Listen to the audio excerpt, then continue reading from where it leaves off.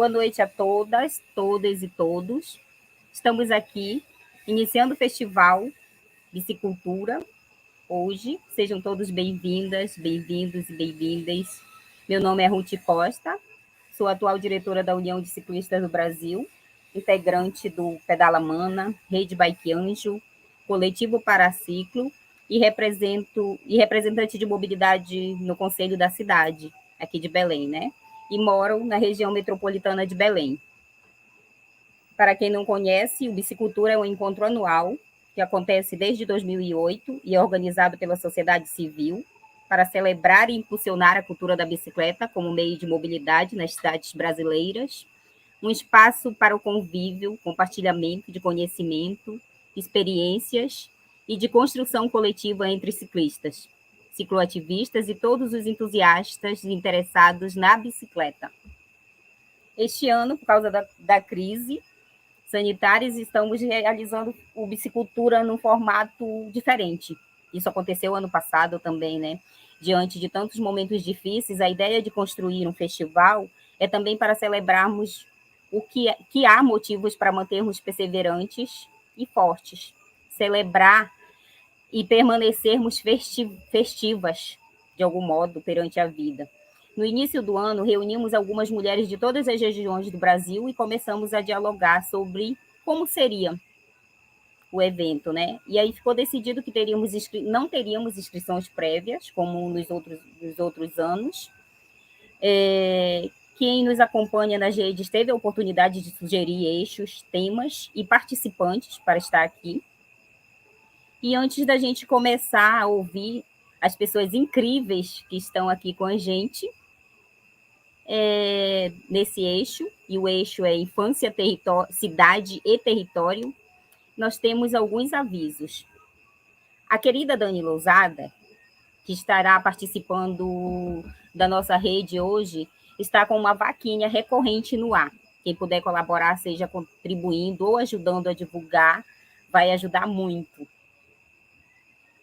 Vocês poderão enviar perguntas e comentários no chat, e a vaquinha da Dani também vai estar no chat, tá? E eu farei uma breve apresentação das nossas convidadas, suas bios completas estarão na descrição deste vídeo. E para participar conosco desta mesa, nós convidamos... a Dani Lousada não vai estar presente, ela mandou um vídeo para apresentarmos aqui, né? Então, ela é uma das convidadas, só que vai se apresentar com um vídeo. A Dani Lousada é cicloativista, defensora de ativista do SUS em prol da saúde pública, oncoativista e youtuber no canal Terminal Oficial, que hoje luta contra o câncer cerebral. Queria mandar desde já um abraço para a Dani e agradecer muito por ela ter topado mandar o vídeo aqui. Não está presente, mas vai mandar um vídeo. E mandar uma boa noite para a Dani, onde quer que ela esteja. A nossa segunda convidada é a Aspásia Mariana, que é artista interdisciplinar, com atuação transversal em diferentes linguagens, trabalha com design, desenvolvimento, ilustração de fotografia, comunicadora popular na Cooperativa Central das Áreas de Reforma Agrária do Ceará e Centro de Formação, Pesquisa e Capacitação Frei Humberto. Integra a Ciclovida de Fortaleza. Aspásia, boa noite e muito obrigado por ter topado estar aqui com a gente. Boa noite, todo mundo. Primeiro, falar que eu estou muito feliz de estar aqui, principalmente pelo recorte que eu vim trazer para cá nessa conversa hoje. Dizer que estou morrendo de saudade desse encontro presencial, todo mundo está. Tinha saído daquele Bicicultura com o desejo de que o próximo fosse no norte, e não aconteceu, né, presencialmente, infelizmente. Obrigada, vou me descrever. Ou não, só depois. A nossa próxima convidada é a Ângela Gemac, que é formada em Ciências Sociais e integra o coletivo Canteiro Verde, Cidade Viva, que reúne moradores de Belém com o objetivo de inspirar novas relações com o verde urbano. É integrante da Rede Jandiras, que é uma rede formada por mulheres para discutir os efeitos da crise climática. Jandira é minha colega dentro da Rede Jandiras e a gente está aí discutindo os efeitos da crise climática. Boa noite, Ângela, e muito obrigado por ter aceitado estar aqui com a gente. Boa noite a todos. E a nossa próxima convidada é a Jamile Santana, que é poeta, bacharel em humanidades, licencianda em ciências sociais, escritora colunista da UOL e pesquisadora na mobilidade ativa e territorialidade afrodescendente. Jamile, boa noite e muito obrigada por ter topado também. Boa noite, satisfação imensa sempre estar com vocês aqui. Estamos aí. E aí, para este eixo, o tema sugerido foi periferias, brincadeira é papo sério. Pensar periferias enquanto território na metrópole, enquanto cidades interioranas, enquanto população, juventude, crianças, idosas, idosos, pessoas com deficiência, mulheres, pessoas negras, pobres, vulneráveis, a rua enquanto espaço brincante, e como garantia de acesso à cidadania pela criança, enquanto agente ativo, e demais periferias. E para participar, para iniciar o papo com a gente, eu gostaria de passar o vídeo da Dani Lousada.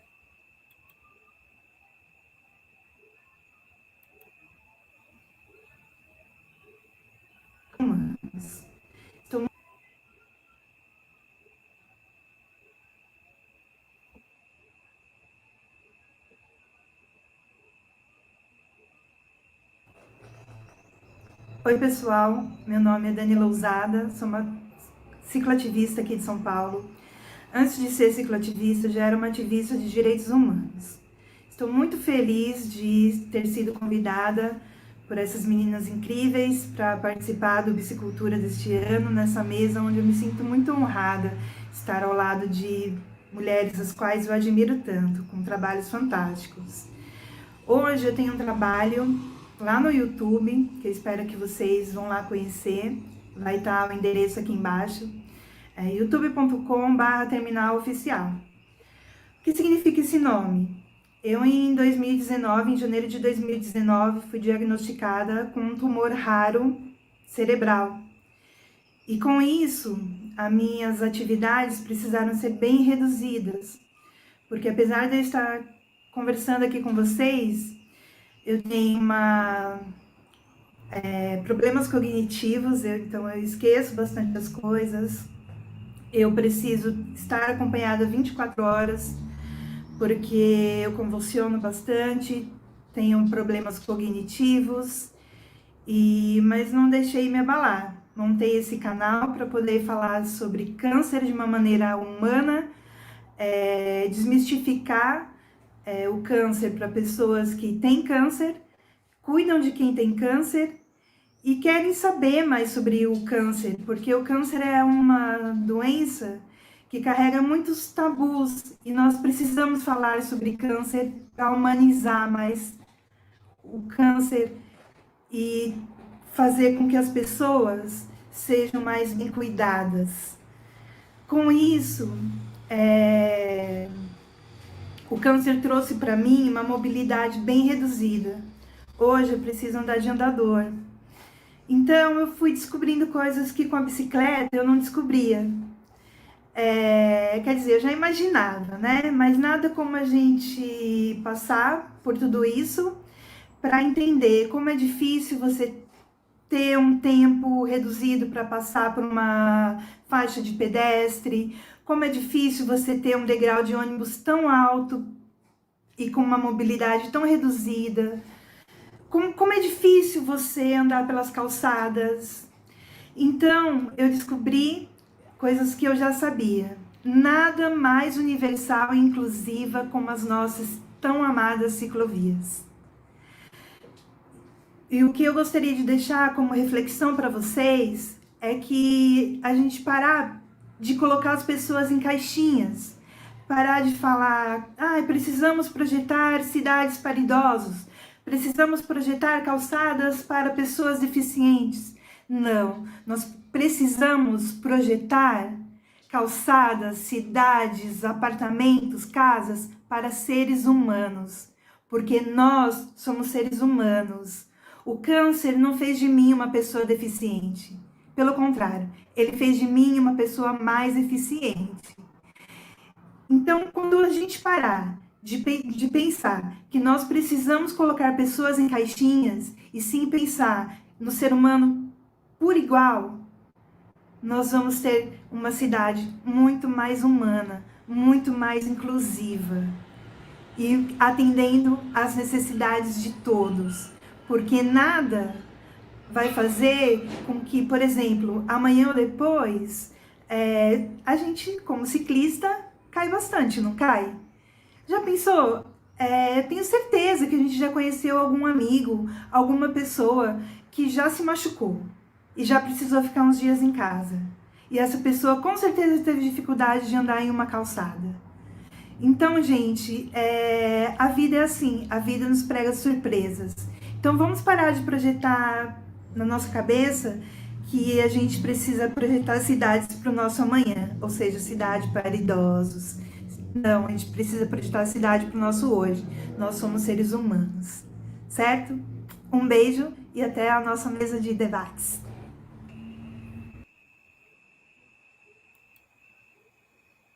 E agora eu gostaria de chamar Aspásia Mariana para fazer a sua fala. Boa noite aí para todo mundo. Vou fazer minha autodescrição agora. Eu sou uma mulher branca, meus cabelos castanhos escuros, estou maquiada com uma argola, uma blusa cinza com uma iluminação baixa. Atrás de mim, do meu lado, tem a bandeira do Movimento Sem Terra, do qual eu faço parte. E estou aqui justamente para falar, não vim com a tarefa do MST de estar aqui, mas como militante do MST, é o que eu quero trazer aqui para todo mundo, aproveitar esse espaço para falar um pouquinho da tarefa do nosso plano nacional, né, que é plantar árvores e produzir alimentos saudáveis, que está diretamente relacionado à bicicleta. Por quê? Porque eu estou morando agora, há uns 2 anos, no bairro aqui da periferia de Fortaleza, chamado José Walter. Esse bairro, ele é muito arborizado, muito, muito, muito mesmo. Tanto que eu me assustei. Eu morava num bairro onde tinha pouquíssimas árvores, tem uma parte de Fortaleza onde tem pouquíssimas árvores, e a gente sabe, tem até um apelido do ex-prefeito chamado Motosserra, que a gente sabe, né? O quanto essa problemática da ausência de árvores é existente, permanente, não só em Fortaleza, mas no Brasil como um todo. E, ultimamente, né, a gente sabe aí com a presença desse desgramado, eu ia dizer um nome, gente, me perdoe, aí saiu desgramado, do atual presidente, né, a gente está passando por um desmonte ambiental muito grande. E aí, quando eu chego nesse bairro altamente arborizado, onde eu tenho sombra e árvore, em praticamente todos os lugares por onde eu ando de bicicleta ou a pé, quando eu chego no bairro seguinte, não muito distante, já começa, quando vai começando a ficar uma região mais centralizada, já começa a ficar sem árvore, e aí fica insuportável. Eu sou nascida e crescida em Fortaleza.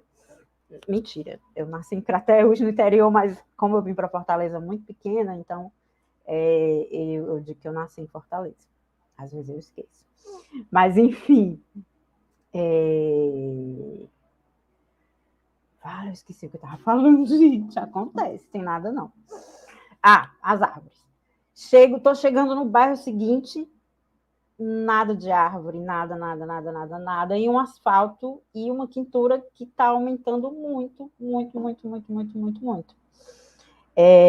Tenho certeza absoluta que isso não é uma sensação só minha, e através da bicicleta a gente consegue perceber e sentir as mudanças que acontecem, porque está no corpo da gente, o corpo da gente está conectado e direto na rua, direto com o ambiente, diferente de quem está no carro, que liga o seu ar-condicionado, chega em casa, liga o seu ar-condicionado, e a relação tem um pouco mais de distanciamento, assim, dessas mudanças, né? E aí, o que eu quero apresentar para vocês, para eu poder mostrar o vídeo, que eu já estou falando demais, é que nós, do MST, eu faço parte do setor de produção aqui do Ceará, e aí que nós no MST estamos com um plano, já estamos no 2º ano, chamado Plantar Árvores e Produzir Alimentos Saudáveis, e temos aqui no Ceará, acabamos de lançar uma área de produção agroecológica, Ana Primavera, uma homenagem aí à Ana Primavera, com a produção de mudas, e essas produções de mudas, elas serão distribuídas em diversos estados do Ceará, e plantadas, e trocadas, e distribuídas. É um espaço também de defesa desses territórios, assim, de cuidado com o nosso bem comum. E aí nós temos a tarefa, aqui no Ceará, para os próximos 6 anos, aí, de plantar 6 milhões de árvores. E aí, vamos para o vídeo.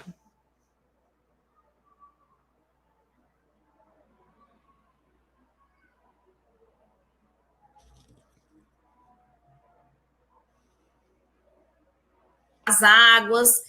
E aí no quintal a gente faz muita coisa, gente. Além de jogar a sementezinha, né? Além de criar pequenos animais, nós também produzimos mudas, que depois podemos plantar ali mesmo ou distribuir, plantar em outros locais.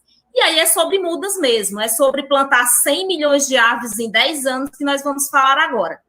E aí, nós sabemos disso, né? Falando em árvores, falando em mudas, nós queremos lembrar que a gente tem vivido um momento assim muito triste, né, em relação à questão do desmonte ambiental.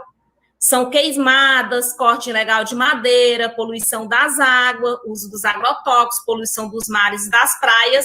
E em contraponto a tudo isso, a todo esse desmonte, né, o MST planeja plantar 100 milhões de árvores em 10 anos. E nós já começamos, viu? E está lindo de se ver o que nós temos construído em todos os estados, né? E o quanto nós também já temos plantado.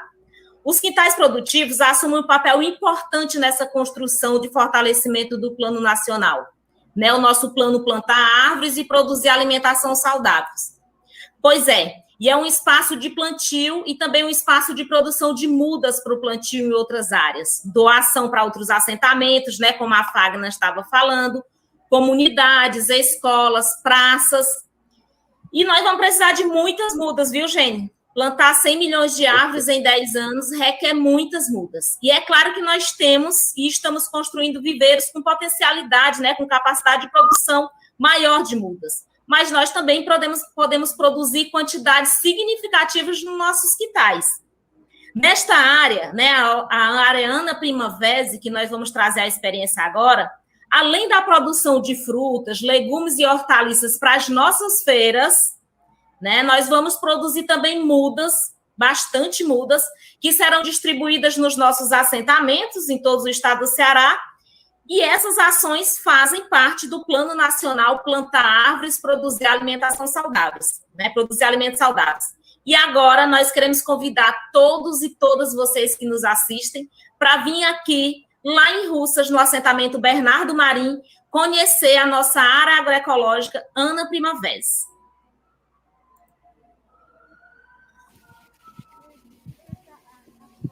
Então, é com muita alegria que nós estamos aqui, né, em um espaço organizado, né, pelo Movimento dos Trabalhadores Rurais Sem Terra, com a nossa Cooperativa Central dos Assentamentos de Reforma Agrária, um espaço de produção de alimentos saudáveis, e também estamos aqui no nosso viveiro, que faz parte do nosso Plano Nacional, Plantar Árvores, Produzir Alimentos Saudáveis, né? aqui no nosso viveiro, nós temos a meta de produzir 35 mil mudas por ano e, principalmente, queremos fortalecer, né, o nosso bioma caatinga, aqui a nossa convivência com o semiárido, produzindo principalmente plantas frutíferas, né, árvores frutíferas do bioma caatinga e também nativas.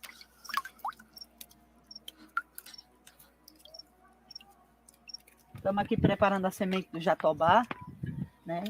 O jatobá é uma planta medicinal, é uma planta, né, que tem uma fruta alimentícia e é muito bonita. Ela é uma planta que se dá em todos os biomas. Então, o jatobá aqui a gente, olha, descasca, coloca na água. Depois nós vamos fazer um processo de ralar, né? Ralar aqui um pouquinho a barriga da semente. E em seguida vamos deixar 48 horas dentro d'água, né? E depois fazer o plantio. O jatobá, a Ana Maria Prima Vez, ela gostava de ser comparada ao jatobá. Então, foi muita coincidência que nesse dia, né, nós estamos aqui iniciando, né, aqui os processos de preparação aqui do nosso viveiro, um viveiro que vai ter 35 mil mudas por ano. A gente tem que quebrar a casca, né? Uma parte bem resistente. Tira essa camada, que é uma farinha que dá para fazer até biscoito. O companheiro Jesus está limpando. E depois a gente tem que dar uma raspadinha na semente para poder a água infiltrar e germinar com mais facilidade. Como ela falou, a gente deixa por 48 horas. Depois disso a gente coloca no saquinho. Nós também temos aqui, ó, semente de pau branco e de ju caseiro. Nós também estamos preparando.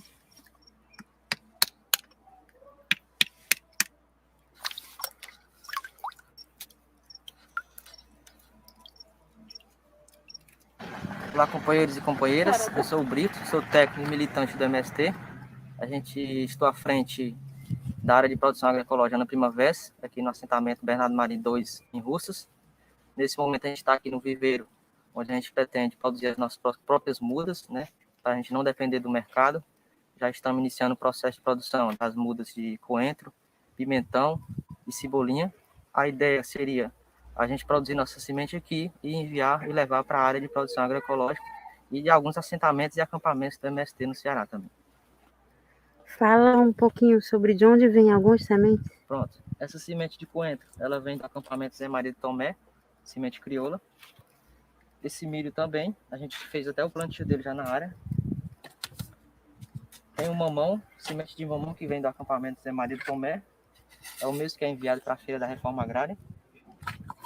O gergelim também é enviado para a feira. Vem do acampamento Zé Maria de Tomé. Você observa que a maioria da semente está vindo do acampamento Zé Maria de Tomé, na Chapada do Cubino Limoeiro.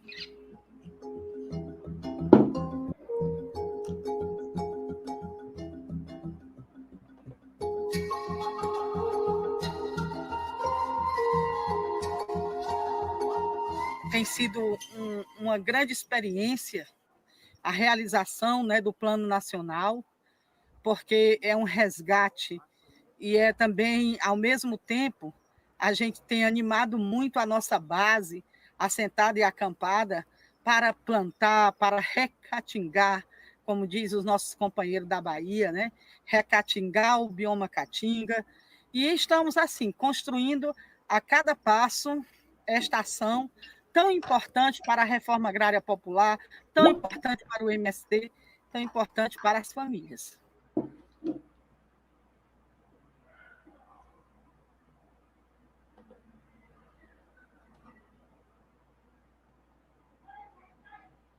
É isso, gente. Eu não tenho mais assim muito o que falar. O vídeo falou bastante.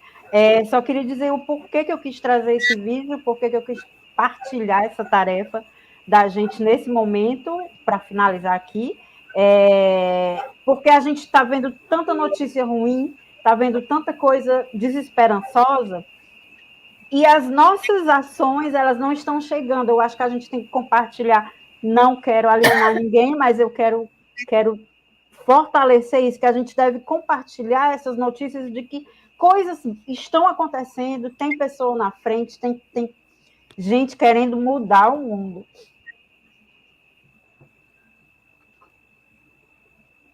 Muito obrigada, Aspásia. Achei tudo lindo. E é isso mesmo. E aí eu gostaria de chamar, depois a Aspásia volta para a gente debater tudo isso. E aí eu gostaria de chamar a Ângela Gemac.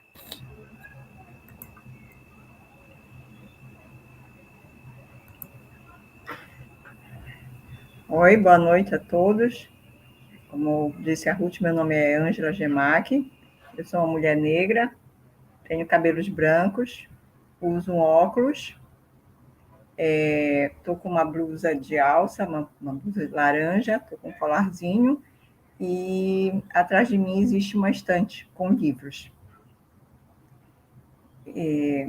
Eu vou pedir para, acho que é a Érica, né, que vai compartilhar a apresentação.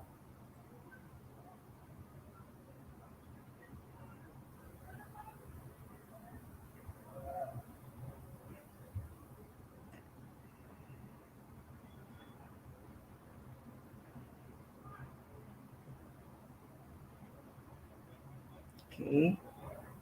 Obrigada, Érica. Bom, eu agradeço o convite para participar desse evento e eu vou começar aqui fazendo uma confissão. Eu estou muito longe de ser uma ciclista do nível dos organizadores e dos participantes desse evento, mas eu recentemente comprei uma bicicleta e comecei a fazer incursões, ainda tímidas pelos arredores da minha casa, aos domingos. É o primeiro passo, né? O segundo passo eu poderia dizer que é perder o medo do trânsito, mas eu acho que o mais adequado seria que o trânsito mudasse. E por isso que encontros como esse são importantes, porque ele reúne pessoas que sonham e que trabalham para que as cidades, né, tenham uma mobilidade que caminhe junto com uma sustentabilidade ambiental. E como hoje a nossa conversa é sobre infância e clima, eu vou pegar um gancho no meu medo e lembrar que foi esse medo do trânsito e também somado ao medo da violência, tanto a violência real quanto a violência imaginária, que acabou encolhendo muito o mundo das crianças e fazendo com que elas ficassem muito restritas a espaços fechados. Com isso, elas perderam a possibilidade de estar mais presentes nos territórios onde elas vivem, de aprenderem, de conviverem com a comunidade. Portanto, o mundo que gerou essa crise climática, e que afeta especialmente as crianças, ele tem efeitos negativos para além dos impactos sobre o aquecimento global. Ele mudou a nossa vida, reduziu as relações de vizinhança, desertificou espaços que seriam de encontros, de lazer, como as praças, fez com que a maior parcela do espaço público ela fosse destinada aos carros e transformou os shoppings que são centros de consumo em áreas de lazer. E com isso, certamente, nós perdemos muito. Por isso, quando a gente pensa assim em termos de uma agenda climática, existe um espectro muito grande de temas que são correlatos e que também merecem tratamento quando a gente trata dessa questão. Bom, para falar de infância e clima, nós temos que atentar do fato que nós estamos tratando de múltiplas infâncias, que são recortadas por cor, por gênero, classe e lugar. Então, a interseccionalidade ela é uma questão fundamental na abordagem da crise climática. E esse tema também exige que se leve em conta a relação entre as gerações, o nosso compromisso com as crianças de hoje e com as crianças que virão, porque são elas que vão herdar esse planeta. Eu vou pedir para a Érica passar para o próximo slide.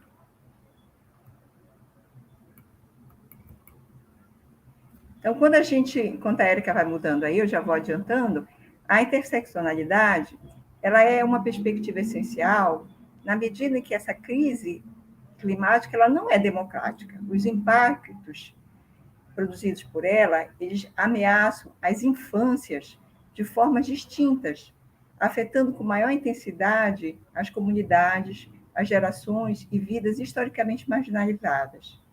E esses impactos, eles têm efeitos sobre a saúde física, sobre a saúde mental, passando pelo acesso à educação, mudanças de modo de vida, aumento de violências e o trabalho infantil. E essa crise, ela também escancara a desigualdade e a injustiça intergeracional. Agora, recentemente, em agosto de 2021, foi divulgado um relatório da Unicef que mostra que as crianças são o grupo mais exposto aos riscos climáticos e ambientais, em virtude da sua vulnerabilidade física, por conta de que as privações sofridas em tenridade, elas afetam drasticamente, tanto o presente quanto o futuro, e porque são elas que vão herdar o planeta. E essa vulnerabilidade, como eu mencionei há pouco, ela varia de um grupo para outro, de uma região para outra, porque ela sofre a influência das desigualdades socioeconômicas e também da ausência de uma rede de proteção adequada. Pode passar para o próximo slide. Essa crise climática, portanto, ela tem um aspecto muito, muito perverso, que é exatamente a injustiça climática. Os seus impactos, eles vão afetar com maior intensidade aqueles que não são responsáveis pela própria crise. No caso do Brasil, nós podemos citar a população negra, a indígena, a ribeirinha, a de baixa renda, a infantil, que são desproporcionalmente afetados pela degradação e pela contaminação do meio ambiente. E um aspecto muito importante a se destacar, esses grupos populacionais, eles são subrepresentados em espaços de tomada de decisão e de estruturação de políticas climáticas, um fenômeno que a gente chama de invisibilidade, de negligência e de exclusão, inclusive do próprio movimento ambientalista. Pode passar para o próximo. Bom, feita essa introdução, eu gostaria de falar um pouquinho sobre a Rede Jandiras. A Rede Jandiras é uma iniciativa formada por mulheres de Belém, que eu faço parte dessa rede, a Ruth também aqui presente, coordenando essa mesa, ela também faz parte, e ela fruto desse desejo de se discutir os efeitos da crise climática na cidade de uma forma interseccional. Nós estamos nos propondo atuar como articuladoras ambientais, contribuindo para o fortalecimento de uma cultura mais democrática, com a participação das mulheres na política e também na promoção da justiça ambiental. E aí, o que nós resolvemos, então, fazer para atuarmos como primeiro passo nessa atuação como articuladoras ambientais? Pode passar para o próximo slide. Essa rede ela elaborou uma agenda climática para Belém, que é uma cidade que não tem plano nem de mitigação, nem de adaptação aos efeitos do aquecimento global, que já estão sendo sentidos e certamente vão se agravar se nada for feito. Então, essa agenda é uma sistematização de dados, análise e propostas de ações, e ela recobre um determinado número de pautas que foram selecionados pelas próprias participantes. Essa agenda ela tem como proposta propor a elaboração e a implementação de políticas públicas, porque é assim que nós podemos concretizar mudanças de grande alcance. A participação dos governantes ela é fundamental. Agora, nós não podemos esquecer também da importância da promoção da escuta e do engajamento da sociedade. E agora eu gostaria de falar um pouquinho do qual é a nossa proposta quando a gente está falando da questão da infância e clima, que é uma das nossas agendas. Então, essa proposta ela considera que o primeiro passo é priorizar a primeira infância dentro da política municipal, atendendo o que já está expresso em diversos dispositivos legais, como a Constituição Federal, o Estatuto da Criança e do Adolescente, o Marco Legal da Primeira Infância, que seria do município trabalhar de forma articulada com outros entes federativos, dando prioridade e proteção à infância. Então, o município ele tem que seguir a recomendação do Plano Nacional e criar um plano municipal pela primeira infância. Nessa nossa abordagem, nós damos um destaque fundamental ao papel da educação, porque a educação ela constrói conhecimento, ela constrói habilidades, atitudes, ela constrói os comportamentos necessários para o engajamento e também para o desenvolvimento de políticas climáticas. Através da educação, é possível empoderar os grupos mais afetados pela emergência ambiental e fazer com que eles possam liderar movimentos de justiça climática. Por isso, nós consideramos que dar primazia à infância requer a promoção de uma educação integral, que vai dar atenção a um aspecto mais amplo do ser humano, não apenas ao aspecto cognitivo, mas vai levar em conta a dimensão sensorial também, a dimensão emocional e social. E muito importante, vai considerar o potencial educativo dos territórios. Isso significa que a proposição dessa educação integral é que a escola ela realize o movimento para fora da sala de aula, conectando-se também à família, também à comunidade, e com isso fomentando o direito à mobilidade e apropriação da cidade pelas crianças. Então, a promoção de uma educação integral, ela vai exigir um investimento na qualificação dos agentes, que não são apenas os educadores, que não são apenas os profissionais ligados diretamente à escola, mas toda uma rede que vai incluir profissionais de saúde, assistência social, lideranças comunitárias e outros, que vão trabalhar de forma articulada, numa perspectiva do diálogo e, principalmente, numa perspectiva de escuta também das crianças. Ainda em relação a esse slide, e falando da questão do último tópico aí, que é a questão que é fundamental quando a gente pensa em vivência, exploração da cidade e da natureza urbana, a ampliação de áreas verdes. Então, a nossa proposição é que essas áreas sejam ampliadas para que se dê acesso das crianças às mesmas, incluindo trazer essa natureza para dentro das escolas. Então, nós estamos propondo a adoção de um repertório de alternativas que tornem o acesso da infância à natureza uma prática cotidiana.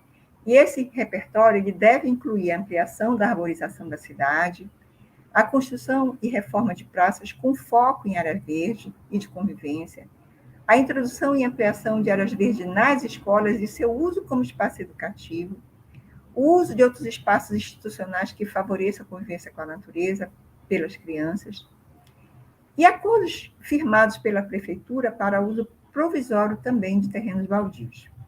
Essa é a proposta da Rede Jandiras para a pauta Infância e Clima. Com isso, eu encerro a minha apresentação, agradecendo mais uma vez o convite e a escuta de vocês. Muito obrigada.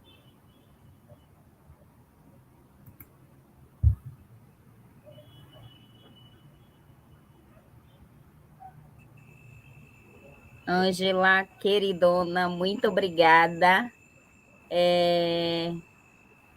Volta daqui a pouquinho para a gente falar mais um pouquinho, e eu gostaria de chamar a Jamile Santana. Olá, boa noite. Me ouvem bem?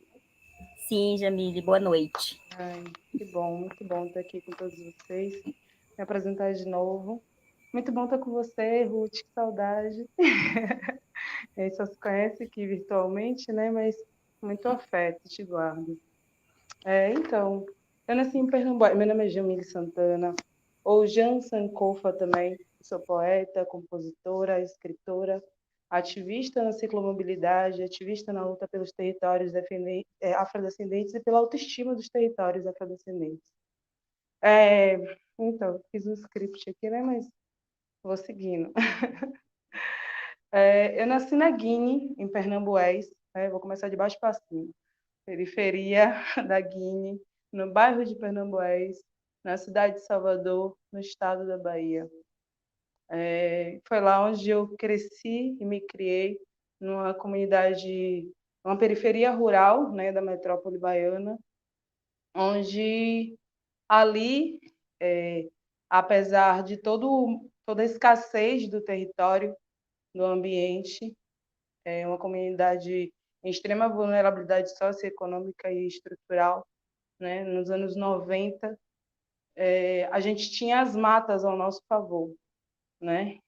Apesar da escassez de alimentos, de infraestrutura, saneamento básico e tantas outras coisas que nos faltava ali, a gente tinha a natureza ao nosso favor dentro daquele território.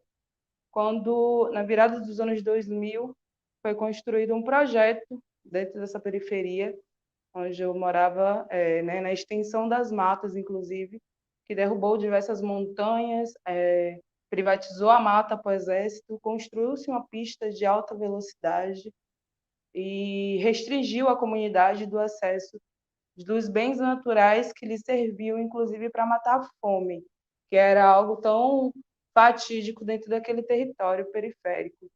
E isso mostra o quanto, né, esse desenvolvimento urbano, essa perspectiva de desenvolvimento urbano, onde muita gente acreditava ser positivo a instalação de uma pista na época. Eu lembro daquele murmurinho, né, sobre a pista, progresso, vai colocar uma pista aqui, vai ser progresso. Mas progresso para quem, né? A comunidade entrou em grande decadência, porque deu acessibilidade a condomínios, a áreas da paralela, do resgate, do cabula, e vários dejetos foram jogados dessas comunidades, né, de classe média ao redor, foram jogados no rio que atravessava a nossa comunidade, que era um rio limpo e passou a ser um rio poluído.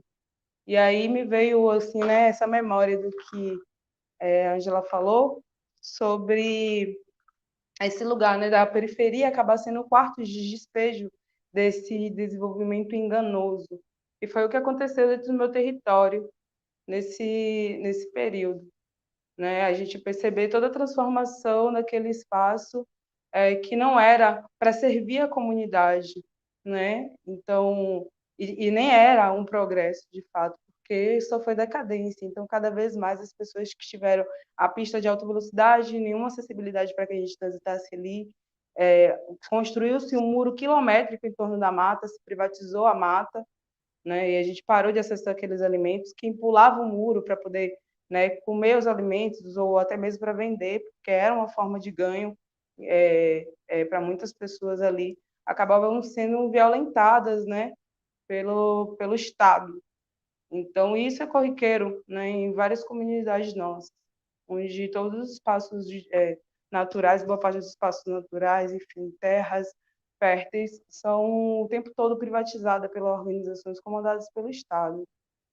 E aí, venho para Santa Amaro, né, alguns anos depois, muitos anos depois, estou aqui há 5 anos, que é uma cidade do Recôncavo Baiano. O Recôncavo Baiano é um território que tem, eu acho, 23 cidades, né, rodeado por vários territórios quilombolas, espaços de resistência, né, assim como comunidades ribeirinhas, ilhas também. E é uma comunidade praieira, né, de mares e de mangues. E aqui nesse espaço foi o que eu comecei a me reconstituir de novo, né?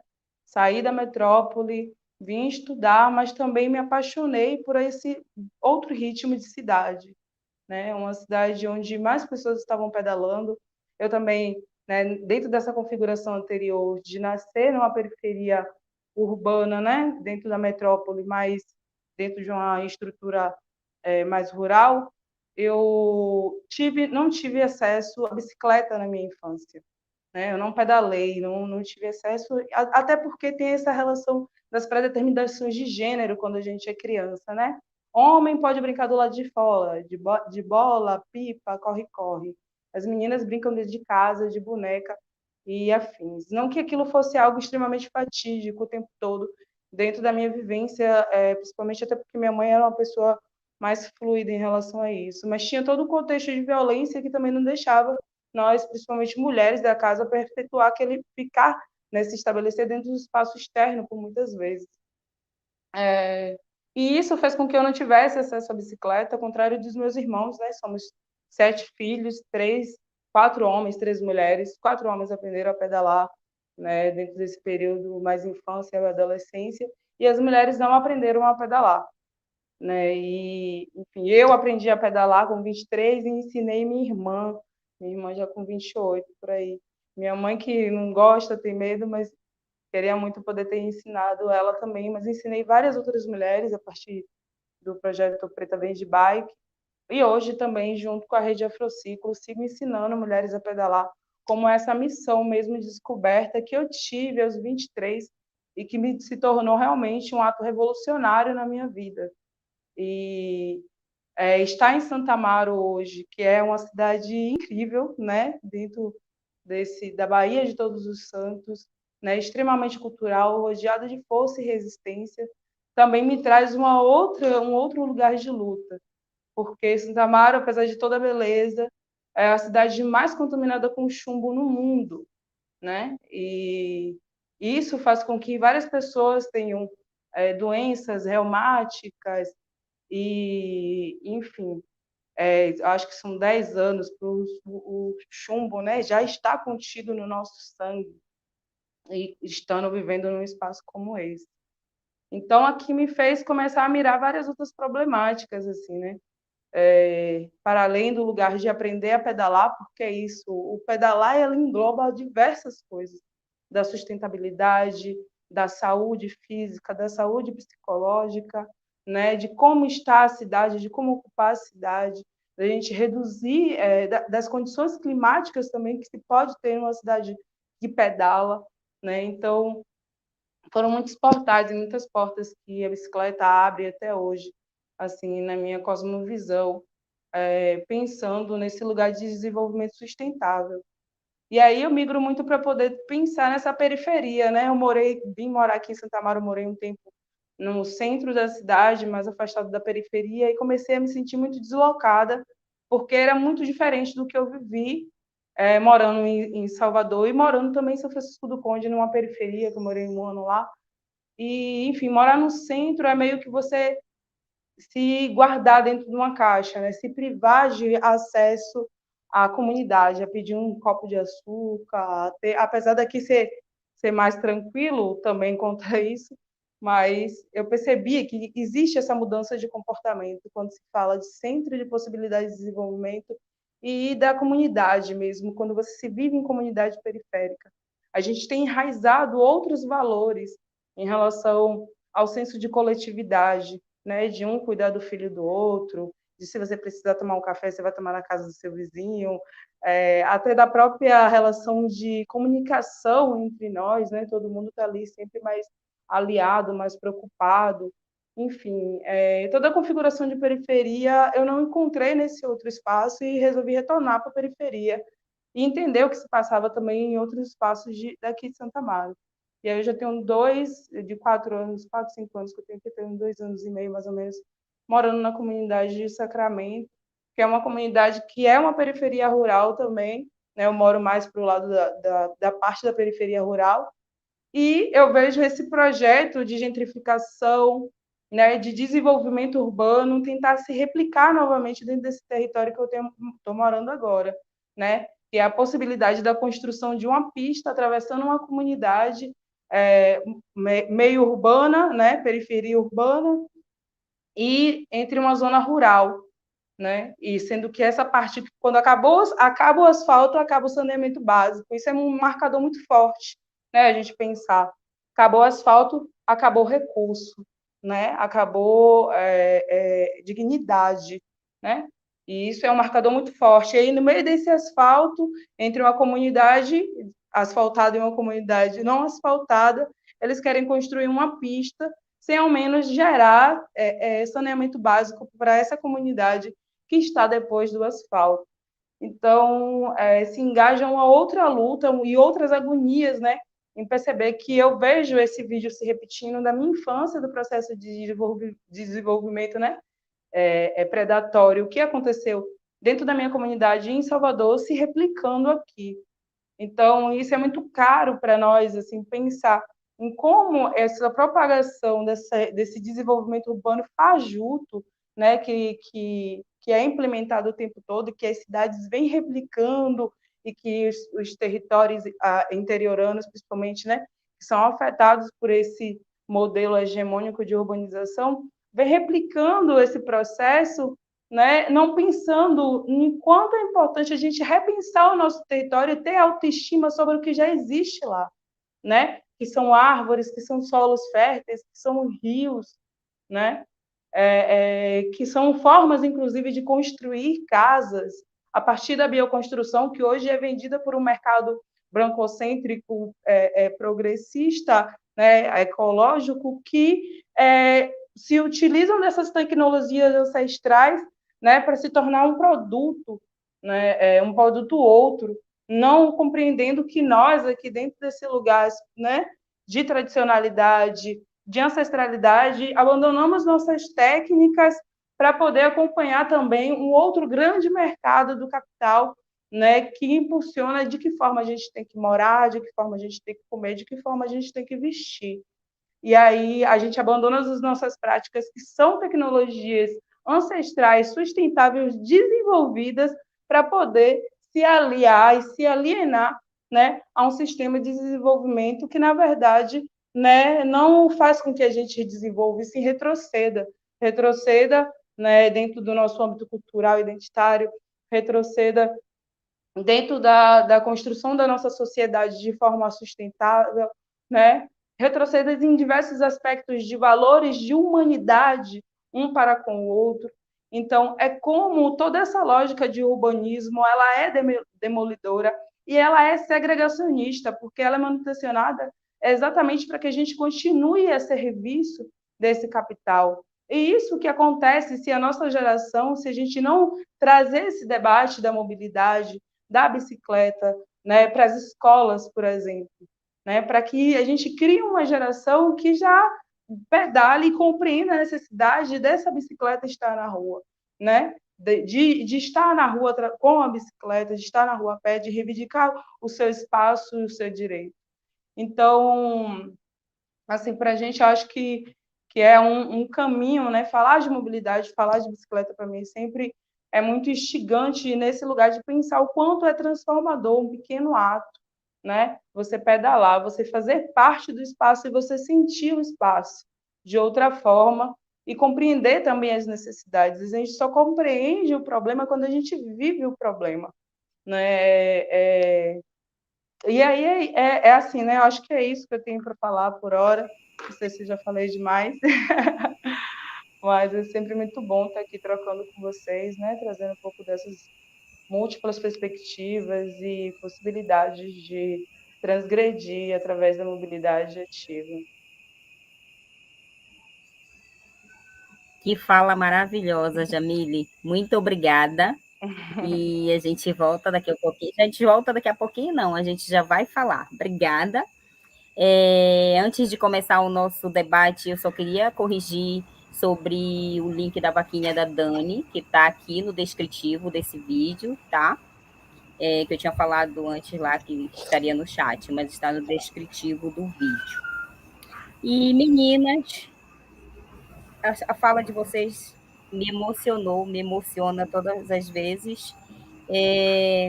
A gente preparou aqui uma perguntinha, a fala da Jamile, assim, eu me vi na tua fala, assim, quando tu falas de uma via de alta velocidade que corta territórios, a gente já discutiu aqui, dentro do Jandiras, a Avenida Liberdade, que está num debate se vai abrir, se não vai abrir, mas mais para lá, mais para abrir já do que não.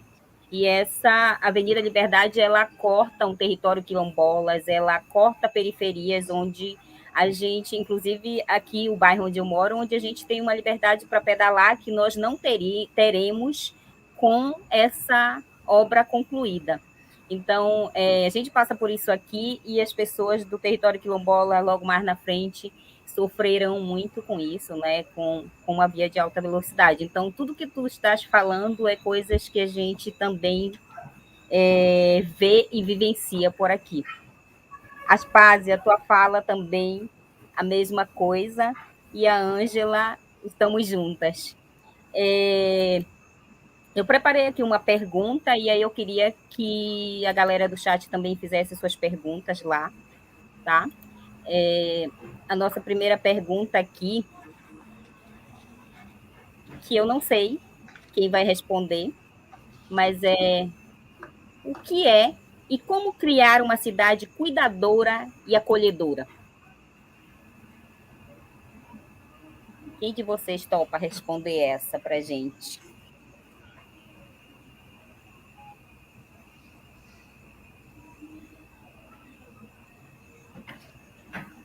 Posso começar? Eu tenho tido assim. Pode.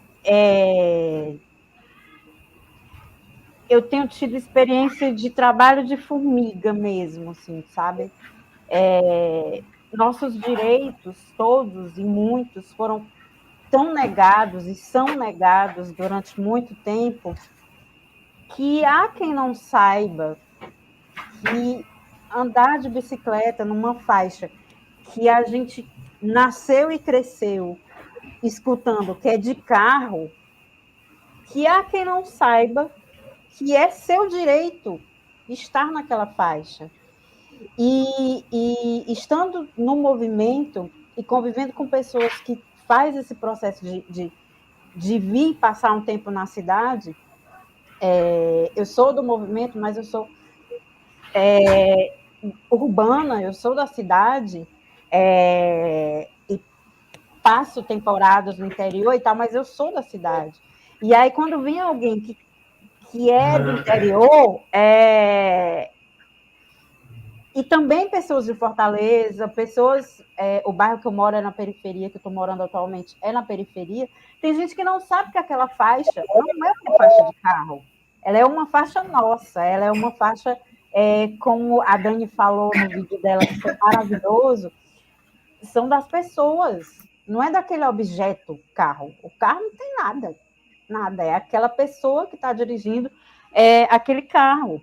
Então, essa rua é tão da pessoa que está utilizando a bicicleta, como é da pessoa que está utilizando o seu carro, como é daquelas várias pessoas que está dentro de um transporte público.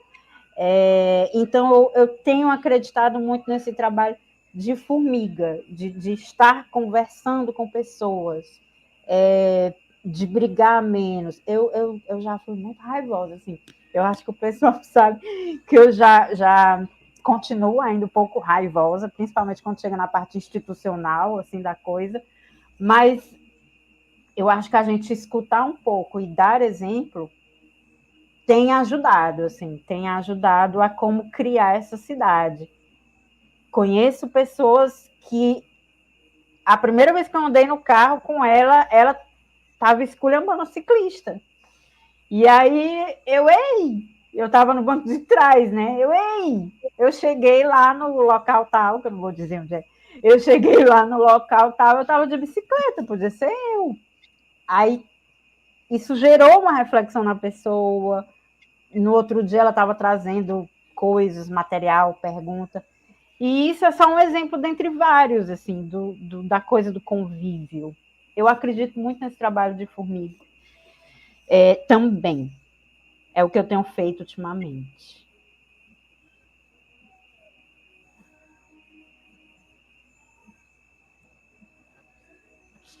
Nossa, também acredito no trabalho de formiguinha e também faço isso no meu dia a dia, assim, na rua, de ocupar os espaços. E aí, sobre essa pergunta aí, eu não sei se Ângela quer falar um pouquinho mais, mas eu tenho também o meu pensamento sobre construir cidades mais acolhedoras, né? A gente fala, e eu comento sempre aqui, a gente ainda tem um quantitativo de mulheres que pedalam muito abaixo da quantidade de homens que pedalam. E aí, por que a quantidade de homens são mais?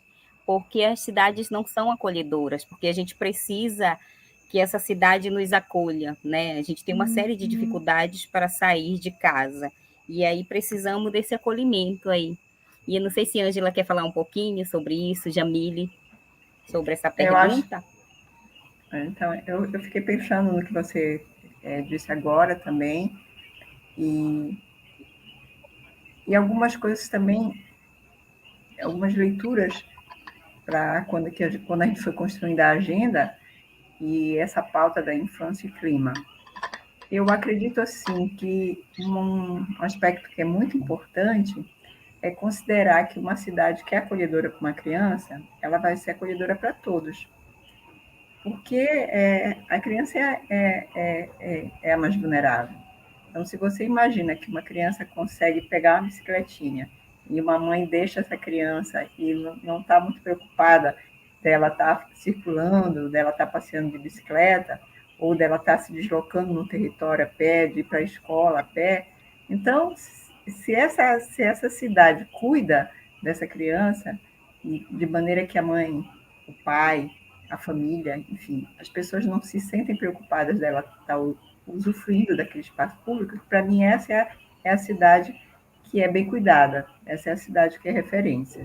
Não é uma cidade infantilizada, mas é uma cidade que dá atenção exatamente aos mais vulneráveis, e que precisam e que merecem viver essa cidade, viver seu território.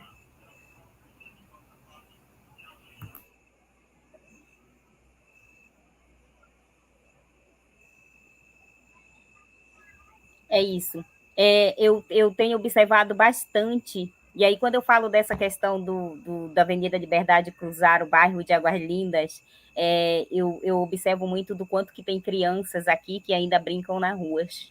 A gente tem uma série de falta de muitas coisas nos bairros periféricos, mas aqui a gente ainda tem a liberdade de sentar, por exemplo, na porta, de deixar uma criança brincando na rua. Eu não costumo fazer isso, mas eu sei que crianças ainda brincam nas ruas. A minha rua vive cheia de crianças brincando.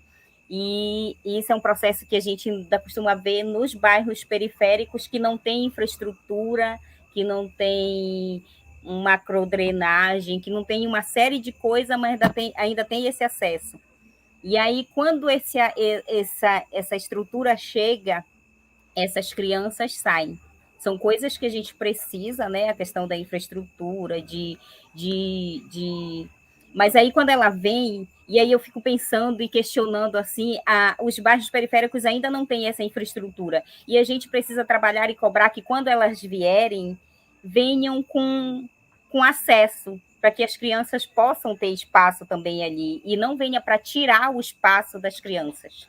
Minha rua tem um monte de criança brincando na frente da casa, por exemplo. E aí eu fico muito preocupada quando as pessoas pedem, queremos asfalto, queremos infraestrutura. Será que esse asfalto vai vir e as crianças vão continuar ali?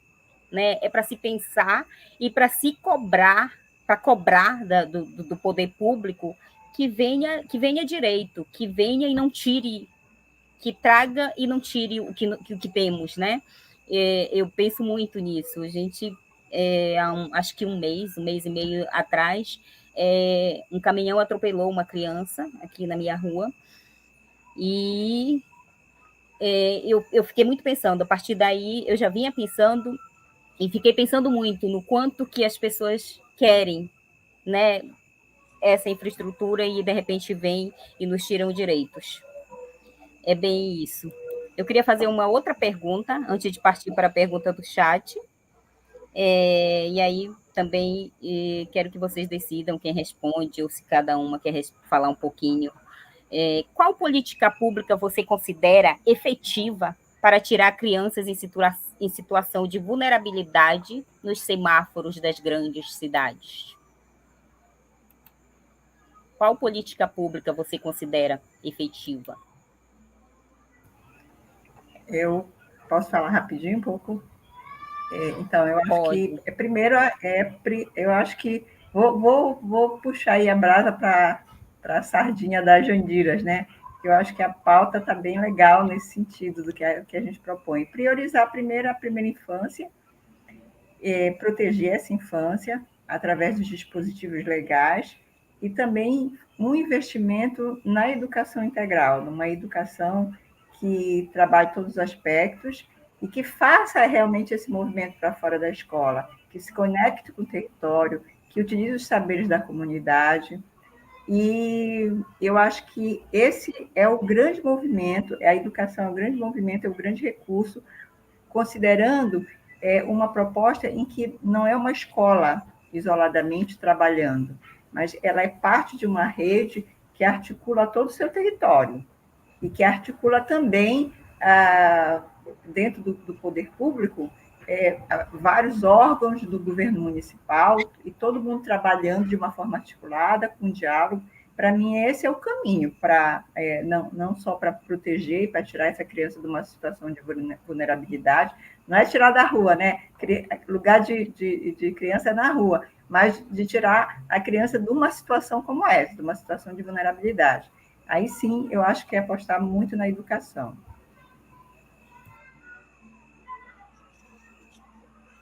Alguém mais? Ruth, eu tô caindo, minha internet está um pouco lenta, eu não tinha escutado a pergunta. Vou repetir para ti, então, tá? Qual política pública você considera efetiva para tirar crianças em situação de vulnerabilidade nos semáforos das grandes cidades? Com certeza, acredito que o caminho é a educação, mas são muitos atravessamentos outros, né?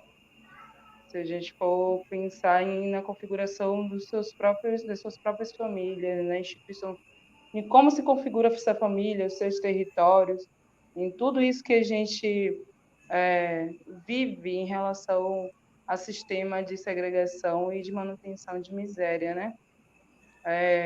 É isso, a gente também ter lutas antirracistas, antissexistas, né, anti-aparafóbicas, dentro do nosso sistema educacional, e que vai de tudo, né? Não é só educação escolar, sobre mesmo transformação do nosso interior, né?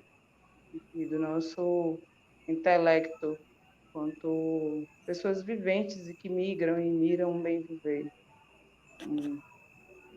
É grande e vastas as soluções e os atravessamentos desse lugar.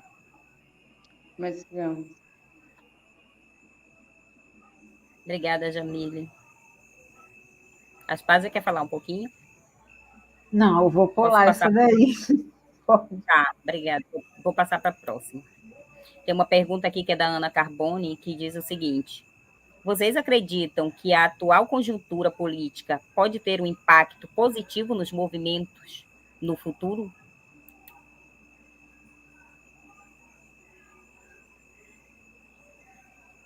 Já está tendo, né? Se a gente for ver o quanto, inclusive, tem existido vários movimentos, outros nascendo, né? Porque a gente só se movimenta quando a gente consegue ter uma percepção da estrutura para além do encantamento que vendem para a gente, né? Então, o escancaramento de toda essa miséria estruturante que a gente está vivendo a partir desse governo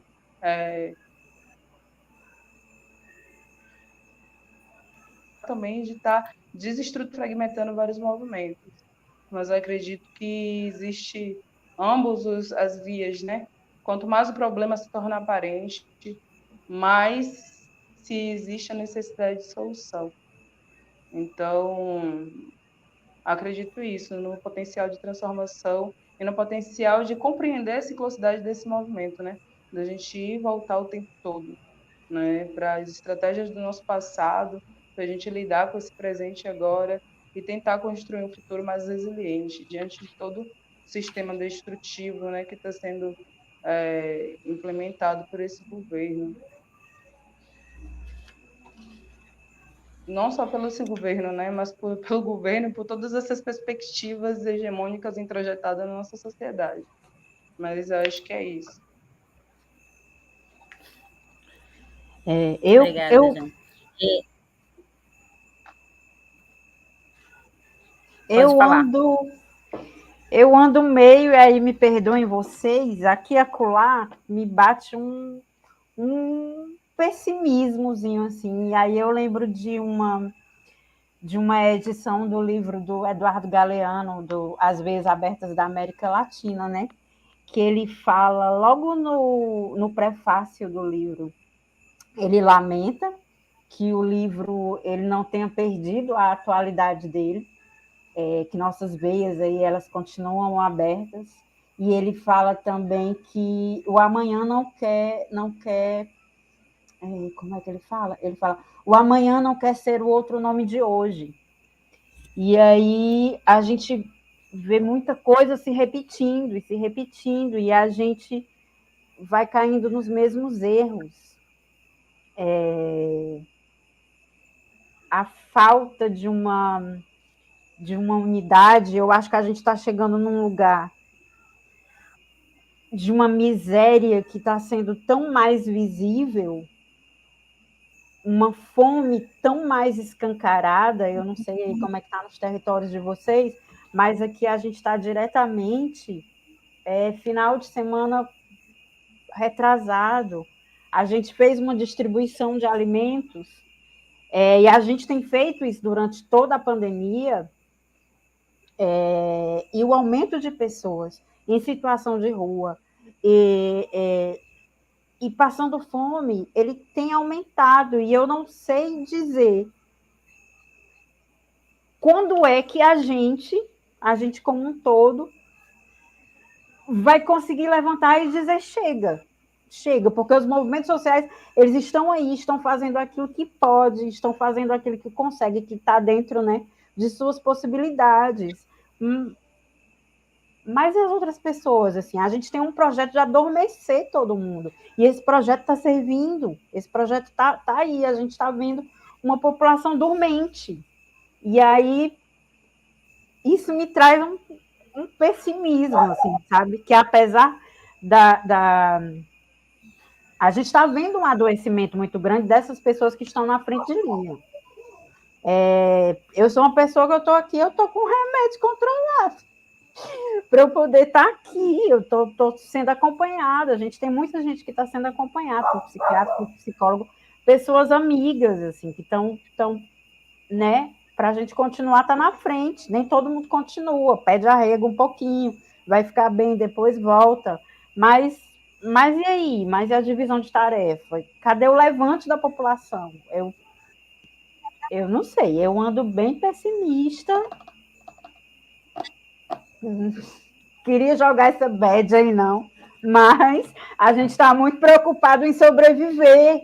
A gente tem que sobreviver, a gente tem boleto para pagar, a gente tem conta aumentando, a gente tem que comer, a gente tem amigo passando fome. Mas cadê a força do levante, assim, da sociedade civil? Eu não sei. Foi mal, galera.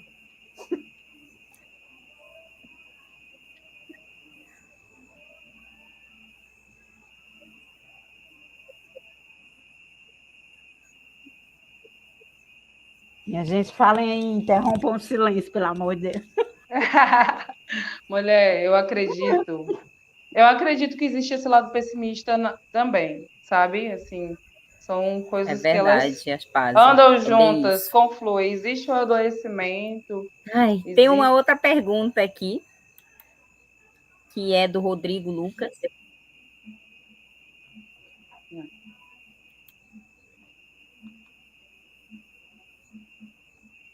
Dá para deixar a Jamile continuar a fala, ou a pergunta encaixa com a fala da Jamile? Que a Jamile ia falar. Sim.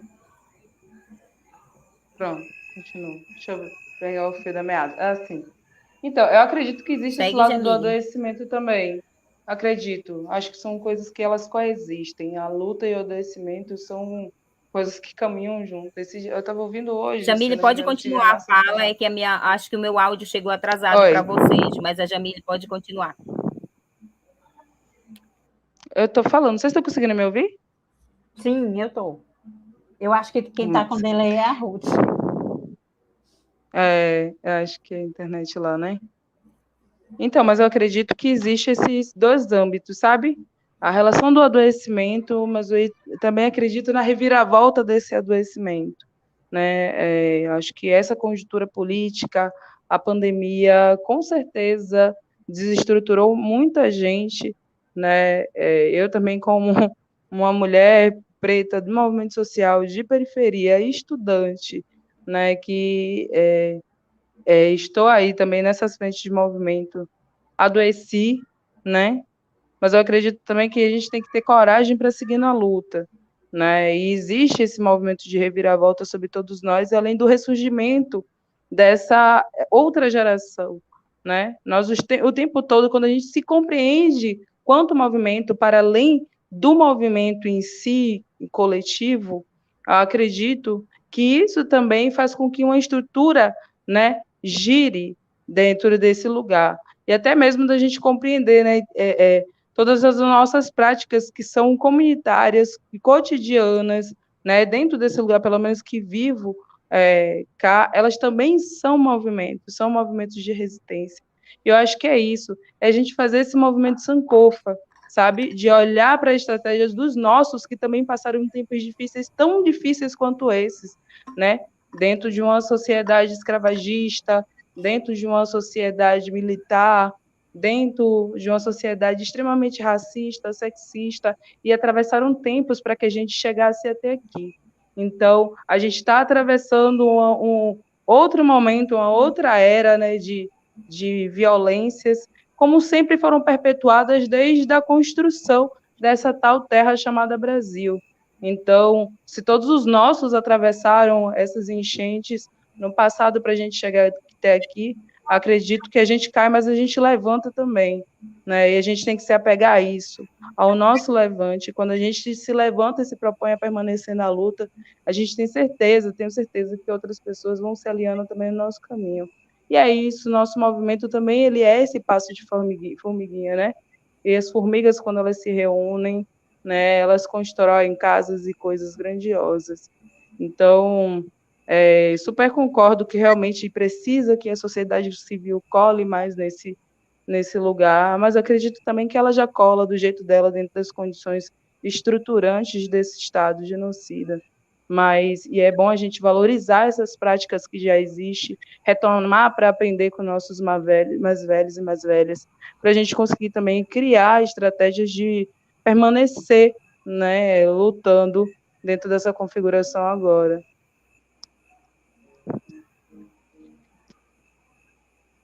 Vou tentar ser otimista.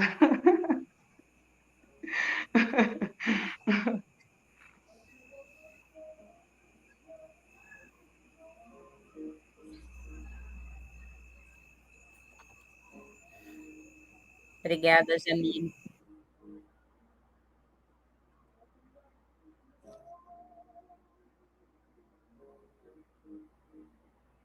Acho que a internet da Ruth está pedindo arrego.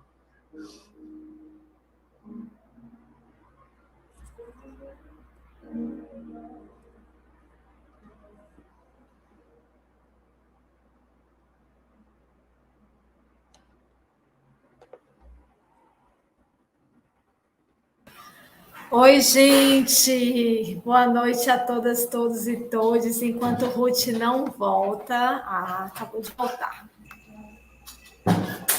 Oi, Ruth, tá nos escutando? Gente, como a gente estava falando aí, Jamile estava falando, a gente cai, mas a gente levanta, e eu acabei de cair aqui e já levantei, e eu vou partir para a próxima pergunta. Isso serve para o momento que a gente vive agora, né?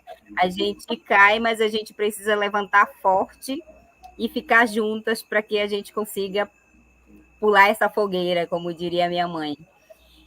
Vou fazer a próxima pergunta, tá? Do Rodrigo Lucas, de arquitetura. E aí ele diz o seguinte: tem uma questão correlata. Pensando na materialidade do território, qual equipamento urbano mais imprescindível para a reinserção das crianças na apropriação do espaço público?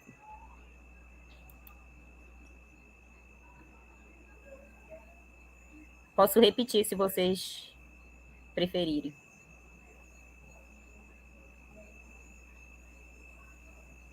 Pensando na materialidade do território, qual equipamento urbano mais imprescindível para a reinserção das crianças na apropriação do espaço público?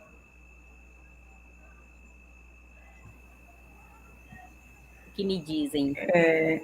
Eu acho importante. Não acho uma pergunta fácil de responder, mas eu acho que, na verdade, é uma série de coisas que precisa para isso. Mas eu penso muito na questão, assim, por exemplo, as calçadas são importantes, mas não é unicamente a calçada, não é a calçada só em si que vai fazer diferença, né? Ela tem que estar associada a uma série de mudanças dentro da questão urbana e da cidade para que isso realmente permita a inserção das crianças. Outro dia eu estava lendo um trabalho que eu achei muito legal, uma experiência de cidade brincante, acho que é na Alemanha, aquele programa Criança e Natureza, do Instituto Alana. Ele estava divulgando essa experiência no site deles. E eles começaram a introduzir, em 2 cidades da Alemanha, uma série de recursos nas calçadas, em áreas que as pessoas se deslocam, e que, de repente, são elementos que podem se tornar elementos brincantes, né? Então, eu acho que isso é legal. E mais do que isso, né? Além de se tornar elementos brincantes, eles pensaram também que não é só a criança, né, que usa o espaço, todos vão usar o espaço, inclusive as pessoas que têm dificuldade de mobilidade, as pessoas também idosas que precisam ter um tempo, parar, descansar, para poder se deslocar, e que muitas vezes não conseguem fazer deslocamentos ou não se propõem a sair de casa, exatamente porque elas não têm esse espaço que favorece, esse espaço que permita um descansar, que permita um parar. Então, eu acho assim que se para a criança uma calçada e um espaço, um inspirador que faça com que elas brinquem, né? Que o deslocamento seja uma brincadeira, é uma coisa muito legal. Eu gosto muito dessa ideia, embora eu acho que ela não caminhe sozinha, ela caminha junto com outras coisas.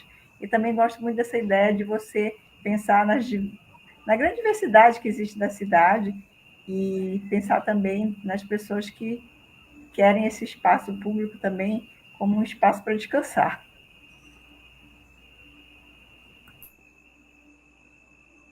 Eu acho que uma resposta para isso seria a acessibilidade de uma forma geral, né? Quando a gente discutia dentro do Jandiras os temas para serem discutidos, decidíamos que temas vamos discutir.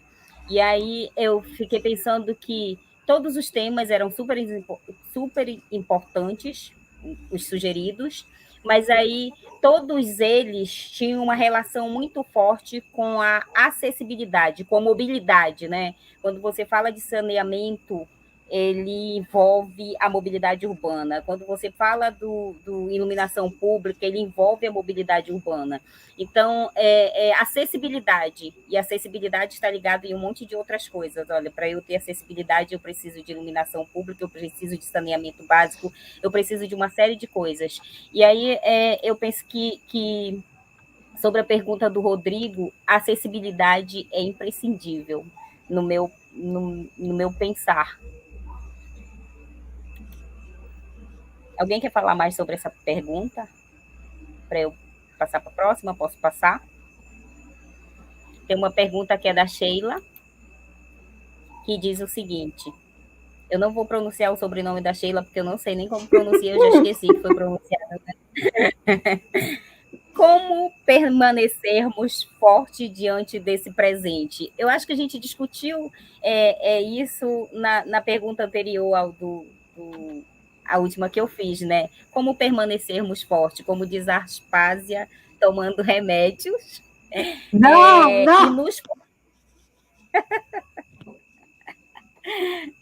E nos fortalecendo entre nós mesmos, né? Eu imagino, mas eu vou deixar que vocês respondam, mas eu acho que nos juntando, eu me senti assim muito fortalecida quando eu fui chamada para compor a Rede Jandira, e eu me sinto fortalecida quando eu sou chamada para compor qualquer rede de mulheres que discutem mobilidade urbana, que discutem a ocupação do espaço público, que discute coisas que a gente precisa, que a gente tem sede disso, né? Mas eu quero que vocês respondam. E eu brinquei com a história de tomar remédio, gente. É o último caso, é o último caso. Mas fala bem rapidinho, eu acho que a gente toma o nosso remédio quando a gente se junta, né? Quando a gente se organiza, e eu acho que é isso que começa a dar essa energia para a gente.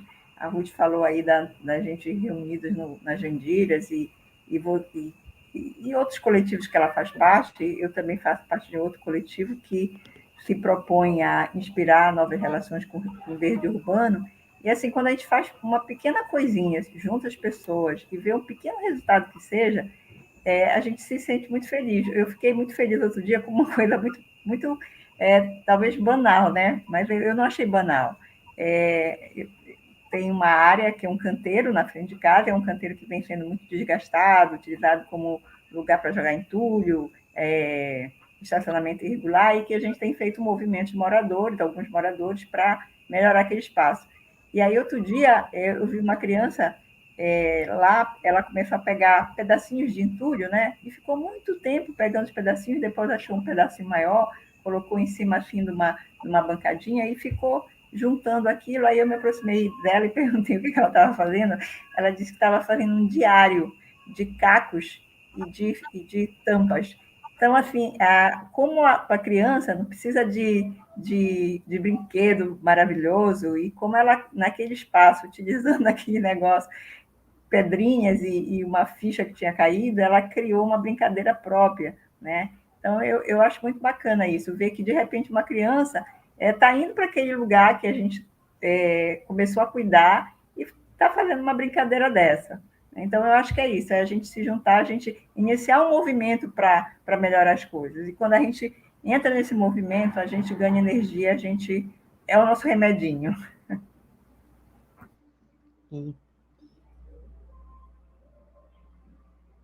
Jamile vai falar? É bom tomar essa pílula da comunidade, né? Eu gosto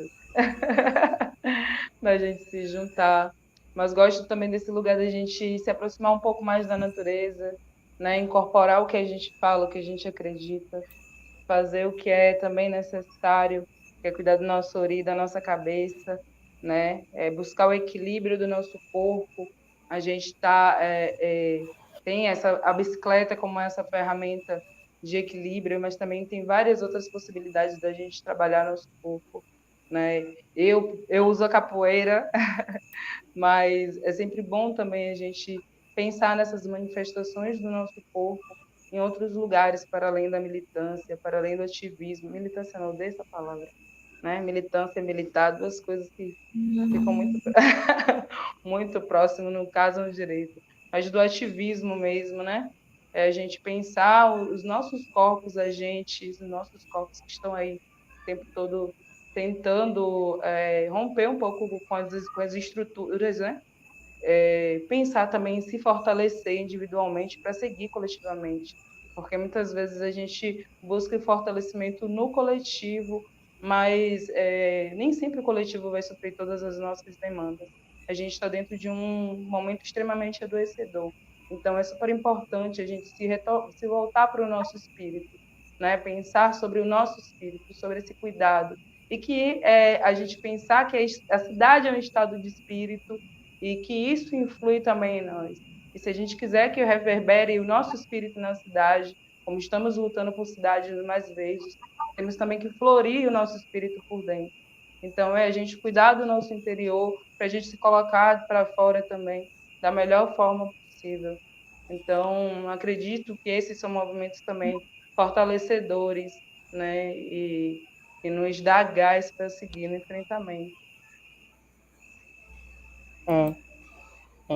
Eu acredito que uma das coisas é assumir que você também é bem fraquinha. Eu tenho uma amiga, vários amigos, algumas pessoas ficam falando, Aspásia, você é muito forte, muito forte. Mulher, mas eu também sou bem fraquinha. Atualmente eu estou bem fraquinha, quase parando, a pilha acabando. Mas eu acho importante a gente reconhecer isso, Ninguém é 100% forte o tempo todo. E quando a gente acolhe isso, a gente entende que tem que ter esse cuidado para continuar, para seguir. E coletivamente, eu lembro do primeiro encontro que eu tive com a psicóloga, que ela me perguntou, tá, você está aqui coletivamente, né, cuidando e tal, mas quem está cuidando de você? Você está cuidando de você? Quando ela me disse isso, eu levei um tabefe no meio da minha cara. Que eu... Pois tá aí, saí com ódio da mulher, esculhambando a pobre, falando para minhas amigas, aquela mulher, eu não quero nunca mais voltar. Mas foi muito importante ter escutado isso. A gente tem que acolher esses momentos em que a gente não é forte, para a gente poder seguir forte, para a gente poder permanecer. E seguir também quando não está forte. Tenho acreditado muito nisso. Assim. Às vezes você vai, você não está tão forte, está mais ou menos, está café com leite, mas você está indo, entendeu? E aí acolher também o dia que você não consegue ir. Hoje eu não consigo, não dá. E aí, quem atua coletivamente, acho importante um revezamento disso. Acho que eu estou com uns 2 anos que eu não participo do Bicicultura. Acho que é isso. O último que eu fui foi no Rio de Janeiro. E lá eu já estava começando a ficar assim, meio fraquinha. E aí precisei desse cuidado, de cuidar de mim para poder voltar, para poder estar aqui. Acho que a gente tem que entender que precisa também de um revezamento de pessoas, precisa, né? A gente tem que distribuir tarefas para poder tornar forte aquilo que a gente acredita, a mudança que a gente quer, porque essa mudança é feita de pessoas. É isso mesmo, Aspásia.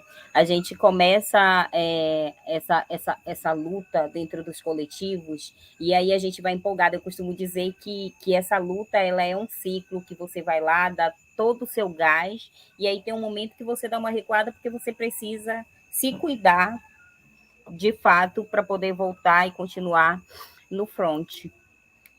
Eu tenho uma outra pergunta que é do Tiago Gomes André, que diz o seguinte: quais as perspectivas para a erradicação da violência infantil na crise do novo normal pós-Covid? Gente, eu vou pular todas as perguntas que trata dessa parte de criança, porque realmente não é um departamento que eu sei, que eu tenho conhecimento, ou que eu tenha algum tipo de propriedade para falar. Peço desculpa aí. Ângela Risca, quais perspectivas para a erradicação da violência infantil na crise do novo normal pós-Covid?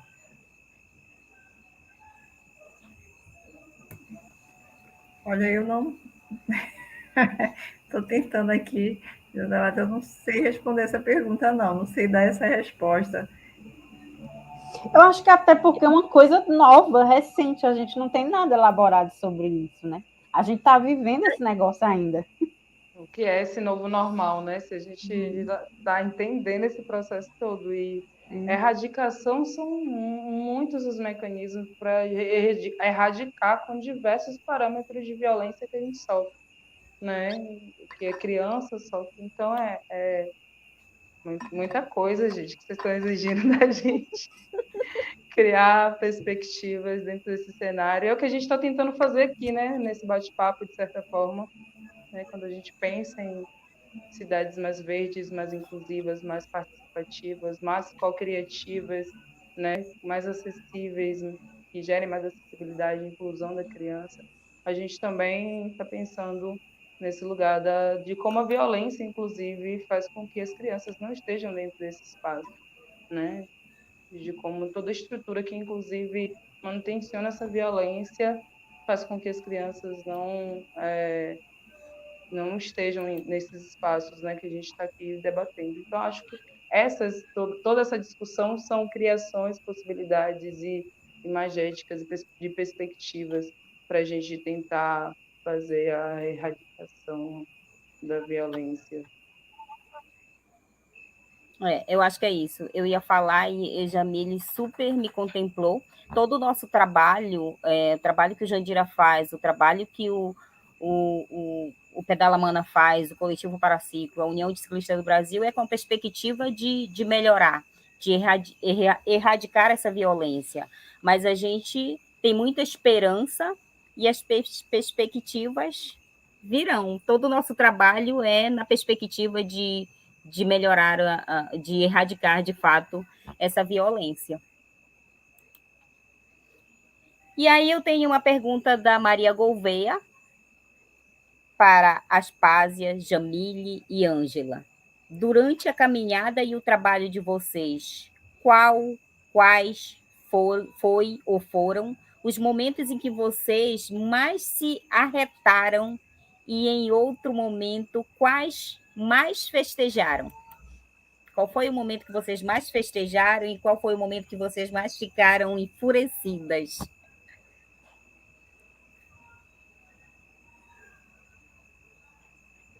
Trazendo aqui para a parte da luta da gente, né, por meio da bicicleta, eu vou dizer que uma conquista recente que eu fiquei muito feliz quando eu vi foi a ciclofaixa da Avenida da Universidade, que aquilo ali é muito simbólico, Nossa, eu chorei quando eu vi aquela ciclofaixa ali pintada, foi muita coisa que aconteceu para que ela chegasse, assim como a da Domingos Olímpio. Eu acho que, assim, eu estava brincando, teve uma reunião que eu estava com o Felipe, e aí eu falei assim, dizendo que a gente aqui em Fortaleza, daqui um dia eu vou acordar e vai ter uma ciclofaixa pintada dentro do meu quarto. Porque a gente está tendo algumas conquistas muito grandes. Muita coisa precisa ser melhorada. Muita coisa precisa ser melhorada. Mas eu acho que vale a gente falar também dessas conquistas assim, que a gente está tendo aqui, em termos de estrutura de Fortaleza, sabe? Mesmo assim. Precisa ter fiscalização, mas eu acho que a gente tem que falar também dessas conquistas, sabe? Que isso começou nas ciclofaixas cidadã, nas pinturas do movimento. Tem uma galera que se engajou muito para que tudo que está acontecendo pudesse acontecer. Isso me deixa muito feliz, assim. Quando eu vejo, eu fico, caralho, meu irmão, aconteceu esse negócio aqui, aconteceu. Eu saí, eu não tinha nada para fazer no Benfica. São 12 quilômetros da minha casa para lá. E aí eu saí, peguei a bicicleta e vou ver esse negócio. E fui lá para pedalar na ciclofaixa. E esse foi um momento, assim.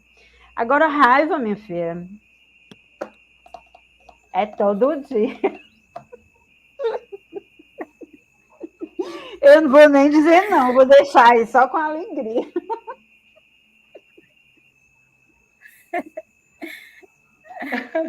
Eu ia falar bem isso. Raiva, gente, a gente passa o tempo todo. Só de lidar com essa estrutura já dá raiva, já fica retada, revoltada. Só de, né? Quanto mais você ter consciência, mais revoltada você fica. E aí, minha filha, só ladeira abaixo. A gente que tenta. Aos poucos a gente vai tentando subir, né? E aí tem esses momentos de alegria. Eu, assim, meus momentos de maior euforia é quando eu estou com as crianças, assim. De fato, a gente faz um evento aqui chamado Dia das Crias, né? Que é uma comunidade rural. E aí a gente busca fazer resgate de brincadeiras tradicionais, né? Pau de sebo, quebra-pote, corrida de saco, ovo na colher. E aí a gente faz bingo também, sorteando a bicicleta, né? Traz também a bicicleta, a relação da sustentabilidade, do meio ambiente, da coleta do lixo, da reciclagem. E é numa comunidade onde não tem saneamento básico, né? Que é nessa divisa que eu falei anteriormente, e tem uma bica d'água pública que fica lá jorrando água 24/48, é um espaço muito massa, muito maravilhoso, uma comunidade incrível, que vem crianças de uma comunidade do lado também, que é da periferia da Baixa da Égua, que é boa parte da comunidade trabalha no aterro sanitário, e aí tem várias crianças, né, e quando se junta, a gente faz no último domingo do mês de outubro. Inclusive, esse dia, no 31 agora, né? Nesse domingo agora, no próximo, a gente vai estar com essa ação aqui com as crianças. Então, é realmente um momento mais enérgico, que as crianças ocupando o espaço público com brincadeiras, com diversão, resgatando a tradição, né? É comida, é a gente comer juntos, é a gente dar risada junto, é brincar junto, é pensar em outras projeções daquele espaço, né? Então, são os momentos que eu mais fico enérgica, mais eufórica e muito feliz, que é a energia dos hereis, das crianças, sempre paira muito forte sobre nós, e aí é loucura. Eu acordo 6 horas da manhã, dá 1 hora da madrugada, eu ainda estou assim, vibrando energia, porque né, toda a criançada mesmo deposita na gente, assim, é incrível. Então, acredito que esses foram os momentos mais eufóricos dessa trajetória. E entender também que é algo que eles ficam ali o ano inteiro comentando, né? E vai de bicicleta. E aí, tia, ó minha bike, tia, já estou de bicicleta. Tia, você dá o grau. Quer fazer equilíbrio em uma roda só, né? E aí é massa, porque a partir dessa atividade a gente já viu um outro movimento de ocupação das crianças também no espaço público, né? Que se aumenta a partir disso, e aí é só ladeira acima. Felicidade plena quando a gente se junta. E é uma das perspectivas também de algumas das perguntas anteriores, eu acho que é isso, né? É a gente fazer e desenvolver atividades onde as crianças possam ocupar os espaços públicos. É mágico, isso também impulsiona a construção de políticas públicas para a acessibilidade. Porque quanto mais as comunidades, né, as crianças, as mães, os pais, sentem essas formas de ocupar o espaço público, mas se descobre também, né, outras perspectivas de vivenciar seu território, né? E aí a gente cria aquele autoestima de não, eu gosto disso aqui, isso aqui é imposição e eu não quero aceitar isso. Então é a gente ter modelos práticos mesmo de vivências positivas em nosso território. E aí a gente constrói de forma coletiva, com ação social, né, com implementação de ações de impacto, né, permanente, e por aí vai. Muita vibração positiva também, muito massa estar em movimento sempre, né? Na rede Afrociclo, né? Enquanto Jamile Santana, enquanto Jan Sankofa, enquanto Mulher Preta, estar em movimento é sempre uma felicidade muito grande. Eu acho que a raiva, como já foi dito aqui, a gente passa muitas vezes, mas eu não acho ela em si um problema. Ela acaba sendo uma energia e que, se a gente souber lidar com essa energia, ela acaba podendo ser muito bem conduzida e gerar coisas boas. Eu acho que o que é ruim é quando a gente bate aquele desânimo, e eu acho que o desânimo acontece quando a gente percebe não, isso acontece no dia a dia, mas quando a gente vê uma barreira de indiferença, e essa barreira de indiferença machuca a gente, né? A gente fica vendo como é que eu quebro essa barreira, como é que eu ultrapasso isso. Então, eu acho que a indiferença, para mim, é o que deixa a gente para baixo.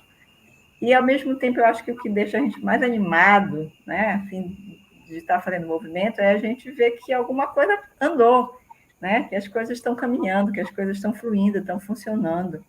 Isso é muito bacana. E, assim, são coisas, às vezes, muito pequenas. Eu acho que a gente também começa a desenvolver esse olhar para aquelas pequenas vitórias.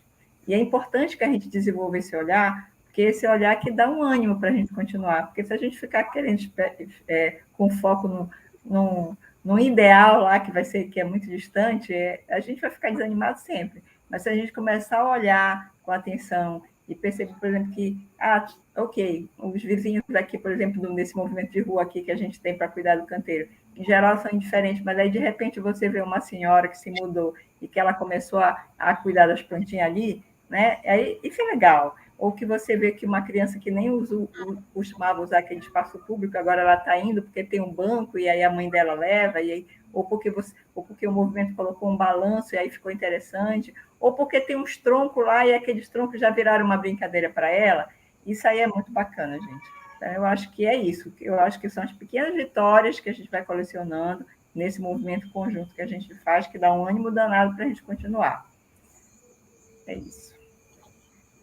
Meninas, Muito obrigada. Eu super concordo com todas vocês com relação ao que nos deixa feliz, momentos felizes, e o que nos deixa arretadas. Os momentos felizes são exatamente isso que cada uma de vocês comentou aqui, que eu não vou repetir para a gente não se alongar. E aí eu queria já ir encaminhando para as considerações finais, e eu queria que cada uma de vocês, começando pela ordem que a gente, da fala de vocês, que é a Mariana, a Ângela e a Jamile, fizessem as suas considerações finais, e para a gente ir encaminhando. Eu tive 5 segundos pensando quem era Mariana.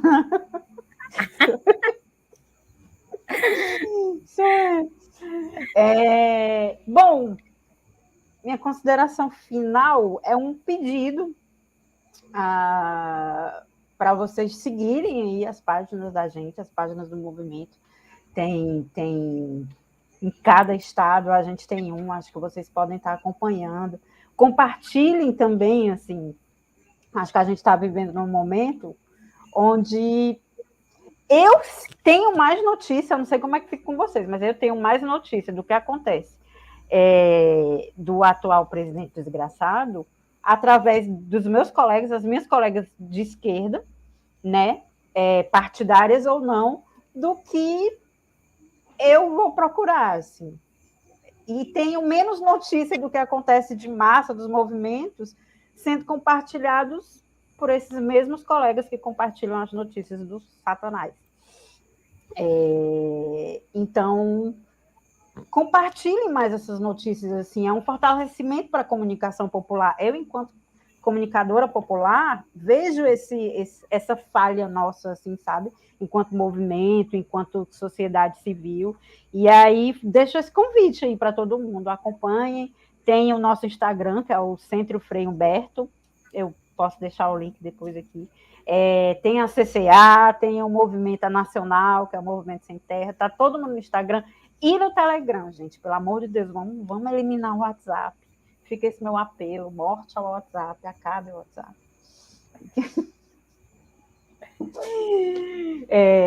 Enfim, mas assim, fora essa brincadeira que não é brincadeira, tem um fundo de verdade, vamos dar uma atenção aos canais de comunicação.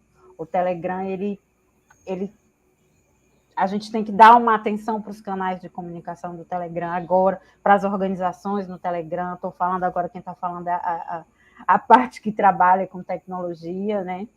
E é isso, sim. Vamos continuar e se enfraquecer, senta um pedacinho, aceita, acolhe e continua quando tiver tudo mais ou menos massa, porque massa só quando esse homem aí sai fora. Ângela? Bom, eu vou agradecer mais uma vez por ter participado do convite, né, por ter participado do evento, por ter compartilhado esse dia com as falas aí da Jan e da Aspásia, que são falas assim que retratam muito sobre uma vivência que eu acho que é muito enriquecedora, que ela acaba trazendo um exemplo vivo daquilo que a gente comenta, fala, lê, e de repente você vê aquilo na fala, por exemplo, da Jan, todo esse processo, né, de como uma comunidade que tinha um modo de viver e inclusive de subsistência, utilizando uma mata, acaba se vendo privada daquilo pelo chamado progresso, ou seja o que for, né, que não é bem exatamente progresso. Gostei muito de poder compartilhar também, de conhecer a Aspásia, de ouvir um pouco alguém do movimento tão importante, né? Tão importante, gente. Eu vou falar uma brincadeira com você, mas eu fiquei muito emocionada com o dia que eu cheguei no Amazonas. Eu moro no Pará, né? Então, para mim, ver rio não é novidade, mas quando eu cheguei em Macapá e eu vi que aquele era o Rio Amazonas que eu lia tanto, eu disse, nossa, é o Rio Amazonas, eu achei aquilo fantástico. Então, ver a Aspásia aqui, tá compartilhando uma mesa com ela, é assim, nossa, ela é do movimento Sem Terra, eu achei fantástico. Achei fantástico tudo que você falou dessa sua vivência. E então, Eu só tenho a agradecer, gente. Muito obrigada aí pela oportunidade de partilhar essa mesa com vocês.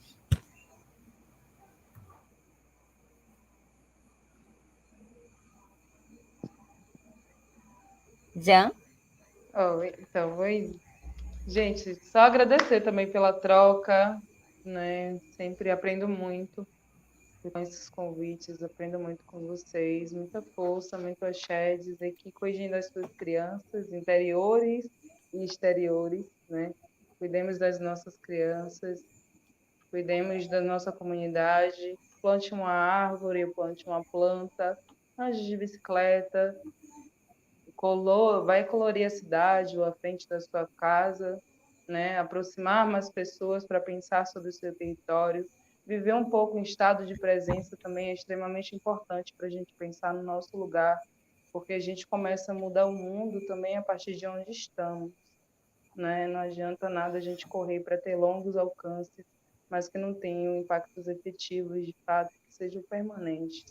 Então, acredito que quanto mais a gente mira ao nosso redor, para o nosso, né, para o nosso canto, para o nosso espaço, território, para a nossa terra, para a nossa comunidade, e valoriza as potencialidades dela, mas a gente evolui, mas a gente cresce, mas a gente desenvolve de forma sustentável, autônoma e potente dentro desse ambiente revolucionário que estamos criando, né? Então, é isso, revolucionem-se, movam-se, né? Se coloquem para fora, né? E criem, co-criem possibilidades da gente construir um mundo melhor né? E é isso. Agradeço sempre a oportunidade de estar aqui com vocês. Muita força, muita axé para a gente, caminhos abertos, sim. Nossa, tem alguém falando assim que sobre a serenidade de Jamile, então quando eu crescer eu quero ser todas vocês na parte legal de cada um, mas é a serenidade da Jamile, a garra da Aspásia, o trabalho que Ângela Gemac faz, enfim, todos vocês. Eu queria muito agradecer todas vocês que participaram da mesa, as pessoas que estão lá compartilhando no chat, que fizeram suas perguntas, que fizeram seus comentários, as pessoas que ficaram aqui no apoio, Érica Teles, Sheila, Érica Teles, cada vez que eu caio, porque a internet deu bug aqui, ela está aí para não deixar a roda parar de girar e para a gente continuar aqui. Então, muito obrigada.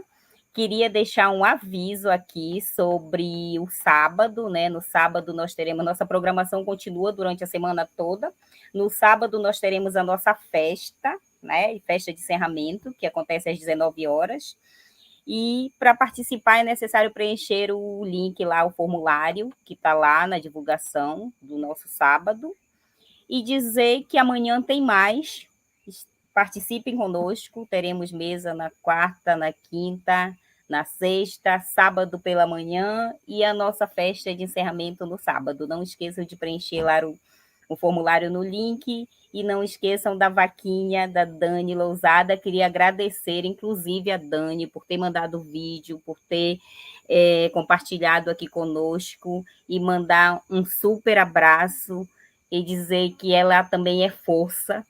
E aí eu vi um vídeo dela em um momento que ela diz assim, eu não sou só força, eu também, o que ela está passando, a questão do câncer terminal, não é só, a Dani é uma mulher muito forte, como a Aspásia falou em um momento, a gente tem momentos também de sofrimento, e isso é geral, é o nosso momento de sofrimento, mas a gente se reinventa e fica forte para poder seguir em frente.